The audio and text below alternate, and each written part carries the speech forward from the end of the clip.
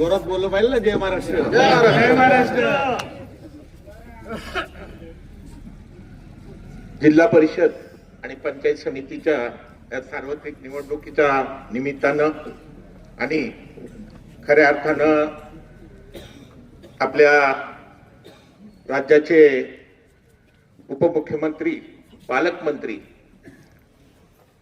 अजितदादा पवार यांना भावपूर्ण श्रद्धांजली वाहण्यासाठी उपस्थित असलेले सर्व बंधू आणि भगिनींनो, खऱ्या अर्थानं व्यासपीठावरती माजी आमदार सन्माननीय अतुल शेठ बेनके असतील, संजयजी काळे साहेब असतील, बरेचसे मान्यवर आहेत, उमेदवार आहेत, सगळे मान्यवर आहेत की सन्मान्य व्यासपीठ असं म्हणतो.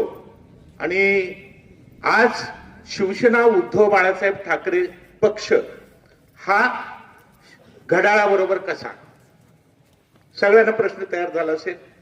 आजपर्यंत आम्ही घड्याळाबरोबर नव्हतो, पण ज्या वेळेला उद्धव बाळासाहेब ठाकरे मुख्यमंत्री होते त्यावेळेला उपमुख्यमंत्री म्हणून अजितदादा पवार होते, आणि म्हणून आज आम्ही घड्याळाबरोबर आहोत. हे सांगताना मी अभिमानाने सांगेन की शिवसेना उद्धव बाळासाहेब ठाकरे पक्ष हा नेहमी राज्याच्या हिताचा विचार करून चालणारा पक्ष आहे. पुणे जिल्ह्यामध्ये ज्यावेळेला निवडणुका लागल्या, आम्ही खरे पारंपरिक महाविकास आघाडी म्हणजे राष्ट्रवादी शरदचंद्रजी पवार गट, परंतु ज्या वेळेला शरदचंद्रजी पवार गट आणि अजित पवार गट एकत्र आला आणि या जुन्नर तालुक्यामध्ये निवडणूक लढवण्याची ठरवली, त्यावेळेला त्यांच्या संगणमताने त्यांनी घड्याळ चिन्ह निवडलं. आणि घड्याळ चिन्ह आज 8 जिल्हा परिषद गट असतील, 16 पंचायत गण असतील, त्याच्यामध्ये 60 ठिकाणी आहे आणि फक्त एकच मशाल ही सावरगाव कुसूर गटामध्ये आहे, ती गुलाबशेठ पारखेंच्या रूपाने. सगळ्यांना प्रश्न पडला, एकच कशी काय यांना सीट मिळाली.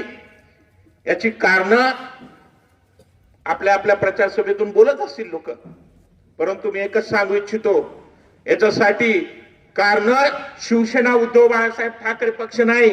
आमच्या वाटाघाटीमध्ये अडचणीचं काम निर्माण करायचं ज्यांनी केलं असेल त्या आमच्या पक्षाचे तालुका प्रमुख होते. त्यांनी आम्हाला अडचणीत म्हणजे खिंडीत गाठून नाही बघा,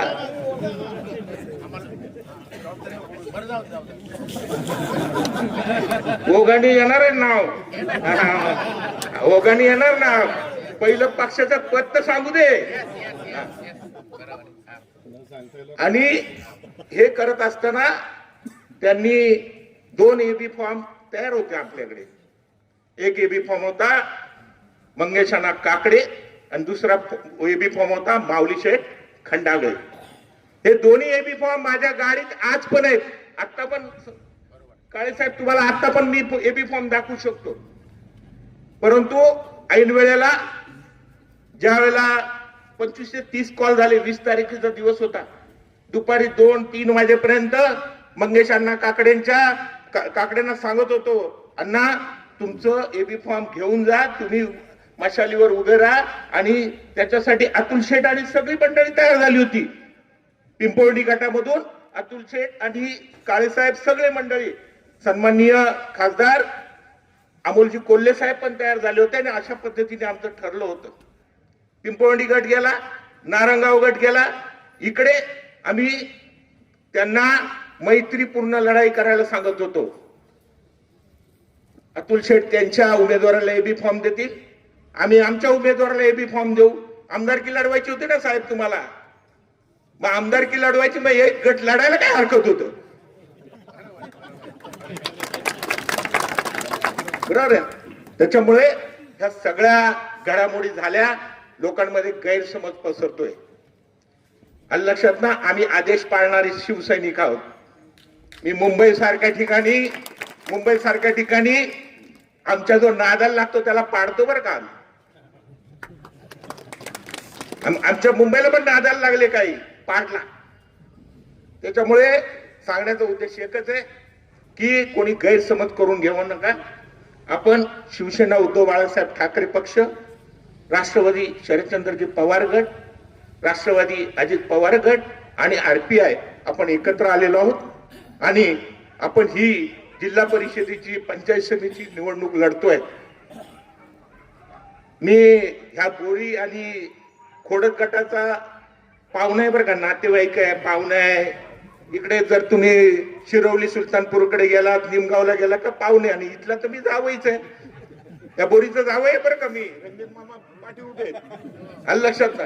त्याच्यामुळे जास्तीचं काही बोलत नाही, वेळ झालेला आहे. आम्ही सकाळपासून दौऱ्यात मध्ये आहोत.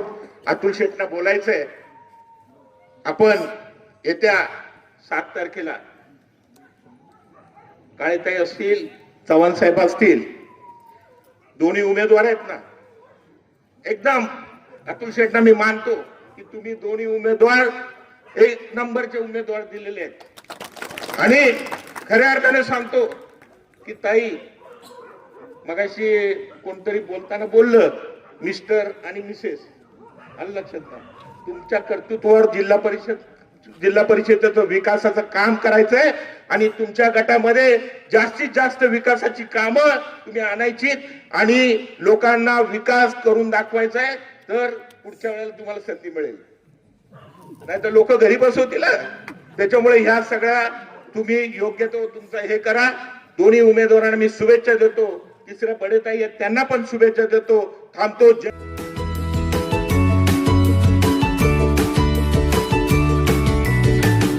बातम्या शेतीच्या,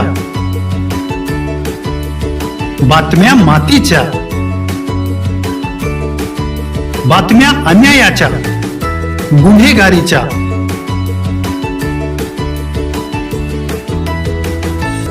राजकारणाच्या आणि समाजकारणाच्या,